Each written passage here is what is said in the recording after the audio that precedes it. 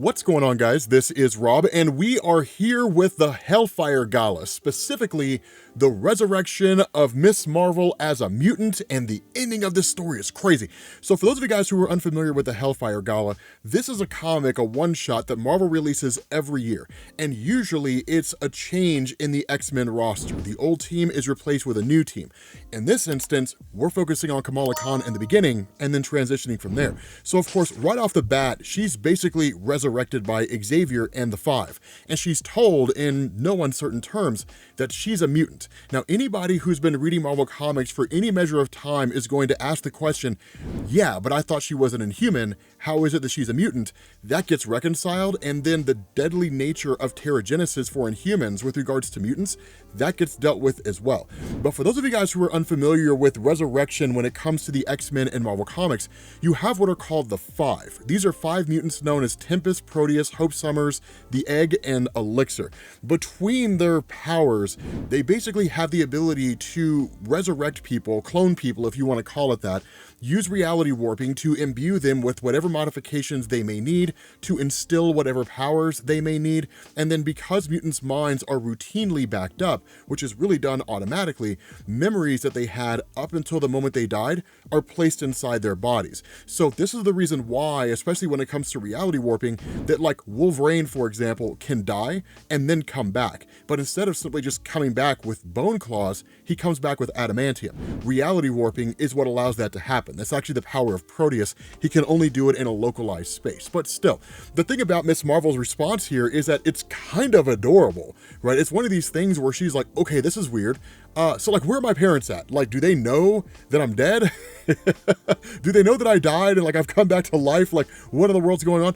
One of the funny things about this is when she asks like, how did I die? It's just kind of dismissed, and rightfully so, because in Marvel Comics, she died in what is quite possibly one of the most lazily written deaths in the history of the comic book industry. So it's cool that they just kind of gloss over it and ignore it.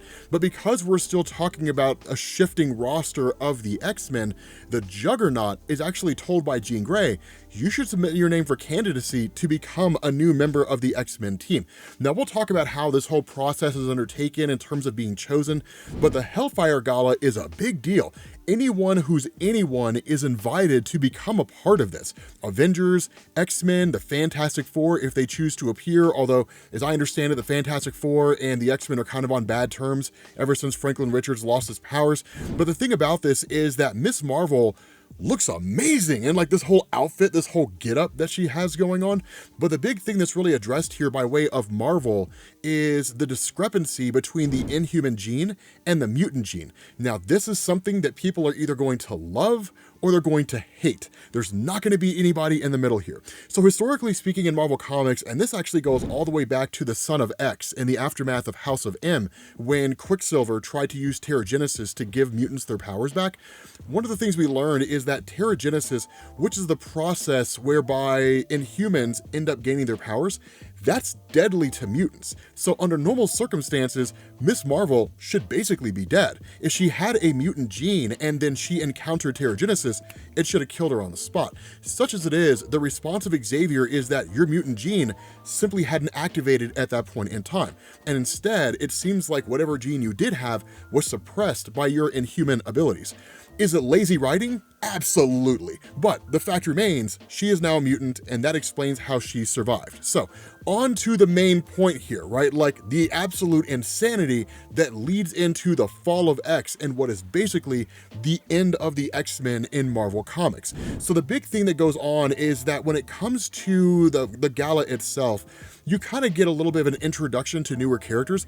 One of these is a guy named Wynn. Now, this guy is incredibly mysterious. We don't know anything about him. The only thing we know is that he has a role to play in Marvel's upcoming God storyline in November, when they're going to be reworking the entirety of the godly pantheon. It's going to be written by Jonathan Hickman, my favorite writer ever. The story's going to be dope. But Wynn's very mysterious. And in fact, his conversation with Illyana Rasputin, also known as Magic, who's actually another magic wielder in Marvel Comics, is really confined to him asking, is it true that when you guys set up this whole island, Magneto invited a whole bunch of humans and then told them they have new gods now? And she's like, Yes, it was. And he's like, that's dope. But in the midst of all this, things pop off for the Avengers, and so the Avengers leave, and then a portion of the X-Men leave, which include Scarlet Witch, Rogue, and so on. The reason why this happens is because in Marvel Comics, what you have right now is something called the Unity Squad. That was a concept that was originally introduced in Marvel Comics in the aftermath of Avengers versus X-Men when the two groups fought against each other. But the Unity Squad is basically one part Avenger, one part X-Men. It's a pretty cool team, and it's a dope concept. It was one of my favorite things to ever come out of Marvel. But once everybody who's part of the Unity Squad effectively takes off, Jean Grey officially calls into play the voting of the new X-Men. Now, the way this works, and it's been this way ever since the first Hellfire Gala, the telepaths read the minds of everybody in attendance. And what they do is they vote on who the new X-Men should be. And whoever gets the most votes, those 5 or 6 people, they become the new team members. In this instance, we get Talon, who is basically X-23 Laura Kinney, just operating by a different name, Cannonball Sam Guthrie, who quite literally shoots fire out of his backside and just travels in a forward direction. It sounds silly. His character's dope. Sync, who is crazy overpowered. This guy has the ability to duplicate the powers of anybody he's next to, and there's seemingly no upper limit, right? You've got Prodigy. I don't remember anything about this guy. Frenzy, who's an old school villain in Marvel Comics, but she's kind of like a Luke Cage character with indestructible skin, but she's also super strong. Dazzler, who has the ability to emit bright light, she doesn't matter. Jubilee, who's actually one of the most powerful beings in Marvel, but they just never done anything with her. And the final member of the X-Men team, of the new team, is Juggernaut, Kane Marco, which is dope. Now, where everybody's celebrating this moment where the new team is chosen, they all get attacked by Nimrod, which is the worst possible situation that could unfold for them. And the reason why is because, for those of you who are unfamiliar with Nimrod, this dude is a Sentinel, and this dude is a hoss, because unlike any normal Sentinel out there that's just a giant robot and blasts the X-Men with energy coming out of his hands, Nimrod is a Sentinel that was designed for the purpose of analyzing the powers of any and all mutants or even superpowered beings that it comes across, and then immediately adapting and overcoming those powers, as well as calculating what their weaknesses are and using those weaknesses against them. A perfect example of this is with all this pandemonium unfolding, Iceman Bobby Drake jumps in. Now, Bobby Drake is an Omega level mutant. This guy has the ability to freeze the core of the Earth and kill all life on the planet if he wanted to. This guy gets dominated. I mean, it's not even close. In fact, the attack of Nimrod is designed in such a way to where it basically neutralizes the powers of Iceman and quite literally melts him. And that's the goal that they're striving for. It's why Nimrod was sent in first. Take out the Omega level mutants as fast as you possibly can. And so in response to this, Jean Grey basically fastball specials Juggernaut, which essentially means that she uses her powers and just throws him directly at Nimrod. Now, a fight between Juggernaut and Nimrod is something that we've never seen before, because remember, Juggernaut is not truly a mutant. He's actually just a guy who possesses what's called the Crimson Gem of Sidorak, basically a gem that grants him power from an other dimensional being of immense power, right? Sidorak is crazy overpowered. And so Juggernaut being part of the team is cool, but fighting Nimrod, that's the real question here, because other guys like Sync do what they can, when they can, and where they can, but while Juggernaut is out there dealing with Nimrod, which we'll talk about here in a second, you basically have Dr. Stasis and Karima who step in. Now, Karima we haven't seen for a long time. She's what's called an Omega. In effect, she's an answer to the question, what happens when you take a person and blend them with Sentinel technology? And that's essentially what she is. She's pretty powerful in her own right. Is she a character who's so OP that she's broken? No, but she is wildly capable. But the bigger thing about this is that Dr. Stasis, who's basically a clone of the villain Mr. Sinister, and there's actually 4 of them that are still running around at the moment. You got Orbis Stellaris, Dr. Stasis, Mother Righteous, and then the main Sinister himself, that what had been going on behind the scenes while all the X-Men were doing their stuff, that what Dr. Stasis had been doing was finding a way to hack the Krakoan gates, that the gates of Krakoa are the only way in or out of the island, and you can plant a gate anywhere. So literally there's stories where like the X-Men have planted a gate to Krakoa on the other side of the universe, and you can just walk through your gate and end up on Earth. But the other thing that he'd been doing here is that while the X-Men initially made their kind of rise to prominence by way of offering humanity these kind of medicines that would extend their life or would cure any kind of mental illness or disease, that what Dr. Stasis had been doing was actually modifying those medicines. And what it did is it effectively created a kill switch that at any point in time, he can flip a kind of psychic switch and it'll kill every single person on Earth who's consumed the medicines of the X-Men. Now, the reason why this is such a huge deal is because if he does that, the entirety of humanity is gonna point the finger at the X-Men population and say, you've killed every human here. And then it's on like Donkey Kong, right? Full-scale war. And as we know from House and Powers of X, the event that really kind of kicked off the current era of the X-Men, any war that takes place between humanity and the mutant population will ultimately lead to the death of the mutant population, their complete and utter destruction. And so by virtue of being able to hack these gates, what it does is it allows the forces of Dr. Stasis and really the organization he works for called Orchis to just come pouring in. Orchis is kind of a combination of different groups: Advanced Idea Mechanics, Hydra, SHIELD agents who are disgruntled, so on and so forth, probably a few Karens here and there, but they're all basically anti-mutant and they're constantly working to destroy the mutants.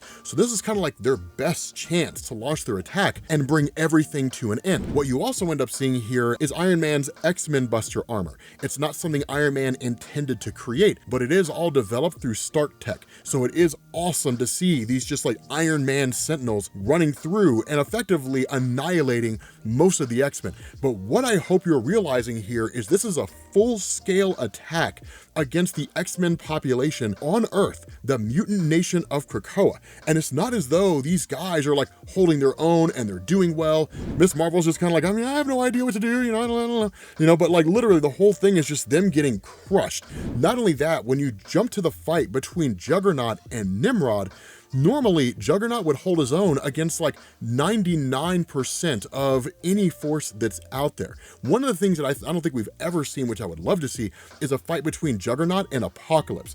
There is a story where Juggernaut fights the Hulk, and that story is amazing. But one of the crazy things here is Nimrod gets the upper hand on Cain Marko and he takes him out. And so in this moment, what ends up happening is Jean Grey stops everything. And the reason why is because Jean, ever since the days of the Dark Phoenix saga in Marvel Comics, has historically been one of the most powerful telepaths on the face of the planet. Now, to provide a little bit of context here, depending on what story you're reading in Marvel, Jean Grey's power and where she resides in this kind of hierarchy of telepaths will change. But within the confines of this story, her power is of such a degree that she's able to telekinetically freeze everybody who's here and then use her telepathy to basically start overriding their minds. And she literally tells everybody here, for all those individuals who are on the side of the X-Men, human, non-mutant alike, you will be allowed to stay here. We'll get all this sorted out. We apologize for the inconvenience. For all of you who came here and intend to inflict harm on us, I'm going to give you the choice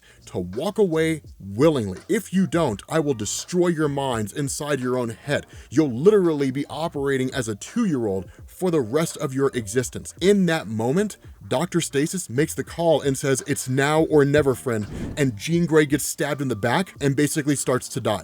And the person who did it is Moira X, Moira McTaggart. Now, lest we forget, in Marvel Comics, and it's very easy to forget this because it's been a while since it's been discussed, Moira McTaggart was the one that basically initiated this whole Krakoan era, the coming together of the mutant population and all that kind of stuff. But she did it because she came to the realization that ultimately the continued existence of the mutant population would lead to their destruction at the hands of humanity. So the only way to prevent the destruction of the mutant population is to slowly phase them out. Every time a mutant is resurrected, one of them or a handful of them would lose their mutant gene. And over time, she would reduce the entirety of mutants down to 0. But ultimately her scheme was discovered. She was ousted from the entirety of the X-Men landscape, and she's just kind of been working with Orchis ever since.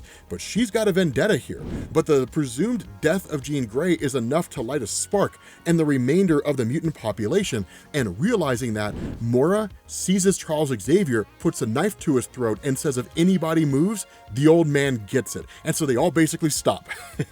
They all kind of freeze in place. And the funny thing about this is that Xavier effectively surrenders, right? He just kind of gives up. Now, it's not one of these things where he just sort of sacrifices his life because it doesn't really matter. It's one of these where he's doing it to preserve the lives of all the other mutants that are here. Because as long as this conflict keeps going, the number of mutants who have died, that will just increase over and over and over again. Now, as an aside, some of you guys may be asking, where's Magneto in all of this? Remember, Magneto died during Judgment Day, and he destroyed the only way in which he could be resurrected. So his character has been gone for quite some time. So that's why you really just don't see him here. Not only that, what Jean Grey does is she telepathically communicates with Firestar and then effectively tells her, I have slightly modified the memories of Dr. Stasis, kind of tapping into the back of his own mind by essentially tricking him into believing that you've been working for him this entire time and feeding him information about the X-Men. Of course, you haven't actually done that, but what it's going to do is it's going to allow you to essentially stow away as part of Dr. Stasis' forces. No one's any the wiser to the fact that I have planted memories that don't exist in order to make that happen, and you can try to find a way to destroy them from the inside out. But understand, this is Jean Grey acting psychically. She's got moments before she's basically dead. And so what Xavier is told by Moira, and really just by Dr. Stasis, is you are going to instruct every mutant here using your telepathy to walk through the Krakoan gates, and they are going to leave Earth permanently. Now remember, the secondary kind of backup safe haven for mutants on Earth is Mars, and that's exactly where they're supposed to be going to. But the statement of Dr. Stasis is very simple. He says, here's the way things are going to work. You're going to leave Earth. You're going to walk away from this place. If one mutant shows up on Earth again, we kill a human. If a second mutant shows up, we kill 10. If a third shows up, we kill 100, and we'll keep multiplying that number by 10, and we will point the finger at you every single time. And even though humanity will become aware of the fact that you are on Mars, have no illusions. Humanity will develop interstellar travel for no other reason than to find and kill you. The vendetta will be that strong. Now, one of the things that Xavier had done as each mutant was being resurrected is he instilled in them a kind of psychic block, which is why you see them uttering the words resist, because what it does is it allows them to resist any telepathic attack from anybody, which includes Xavier, because during the X-Force story, at least the first X-Force story arc that we got at the beginning of this Krakoan era, there was a strike on Krakoa and Xavier was killed. They ultimately resurrected him, but that's when Xavier came to the realization, I am not untouchable. A time will come when somebody could potentially invade Krakoa and force me to use my power for nefarious purposes. And if that happens, there needs to be safeguards in place, i.e. giving a means to every mutant on Krakoa that can allow them to override these telepathic attacks from anybody, anywhere. And so for those mutants who don't walk through the gates and who are capable of resisting, they actually stand fast. But what's so funny about this is a teleporter whisks them away. Now, the reason why this matters is because no one would know where they went to. They would just disappear off somewhere. When you have Dr. Orchis and Moira who are telling all the X-Men, go to Mars, it puts them in a location where they can easily be monitored, where they can easily be tracked, right? It's a parent telling their child, go to your room, as opposed to a parent telling their child, go away. And then who knows where they end up. And so with some of these exceedingly powerful mutants, really Emma Frost being one of the most powerful of them, with them just kind of whisking away and disappearing, there's no telling where they've gone to, which now makes them an extremely capable rebel force. Now, what's so wild about this is that in the midst of this whole thing, you have Nimrod, who shows back up with Juggernaut after having absolutely thrashed this guy and basically killed him, which is kind of nuts to see that Nimrod killed the Juggernaut. That's something I never thought I would ever see in Marvel Comics. It's wild. As Dr. Stasis, Nimrod, and all these guys have this kind of conversation that now they've successfully taken over the mutant nation of Krakoa, any large influx of mutants are effectively out of their hair. There's like 250,000 of them who are all basically on Mars now, with the exception of a small contingent who were teleported away. You jump to Emma Frost and her forces. passes. When they try to pass through the gate, it doesn't work. There's no way for them to get through. There's no way for them to get back to where they were before. And so jumping back to Stasis and these guys, they kind of betray their word, that where they promised they would not kill humans if the mutants chose to leave Earth, they do exactly that. They eradicate every single mutant that's present. On top of that, Moira makes her move to kill Professor Xavier. It's very reminiscent of like Avengers versus X-Men when Cyclops killed Professor Xavier. But what's crazy here is that before that can happen, Rogue shows up and then immediately frees Xavier, rips Moira in half, and then flies off. Now, where she's saving Xavier, she's taking him to a safe location. His response is, no, you have to take me back to the island. And where she says, what in the world are you talking about? His response is, you don't understand. All those mutants that I have sent to Arakko, they're dead. They're gone. There's no way to save them. And when her response is, what in the world are you talking about? There was 250,000 of them. His response is, no, they're all dead and gone. Now, the reason for this, while it's not explicitly shown here, largely seems to be the Genesis War that's taking place on Mars. The mutants on Krakoa don't know about that. They don't know the Genesis War is taking place out there. So Xavier unwittingly sent all these mutants basically into the killing fields, completely and totally none the wiser to the fact that he was doing that.